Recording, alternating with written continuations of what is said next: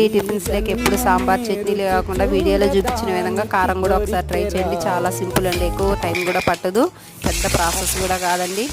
ఒక 2 టమాటాలు, 2 ఆనియన్స్, పచ్చిమిర్చి కంటే కూడా పండుమిర్చి బాగుంటుందండి. నా దగ్గర కొద్దిగా లేవు కాబట్టి నేను ఒక 3 పచ్చిమిర్చి, 3 ఎండుమిర్చి అలా వేసుకున్నాను. ఒక 2 తెల్లపాయలు, పుదీనా, కొత్తిమీర కూడా వేసుకోండి, చాలా టేస్ట్ ఉంటుంది. ఇదైతే ఎక్కువ డ్రై రోస్ట్ చేయకూడదండి, పచ్చివాసన పోయే వరకు అన్నీ బాగా వేగించుకోవాలి. జీలకర్ర కూడా వేసుకోవాలండి. అన్నీ బాగా చల్లారిన తర్వాత మిక్సీకి పట్టేసుకొని మిక్సీకి వేసేసుకొని పోపు పెట్టేసుకోవడమే. ఇంగు అనేది మన ఆప్షన్ అండి, నేనైతే వేసుకుంటాను. మాకు కాస్త తమిళనాడు టచ్ కదండి, మాకు ఇంగు కానివ్వండి, ఇడ్లీ సాంబారు బాగా ఇష్టపడతాం అన్నమాట.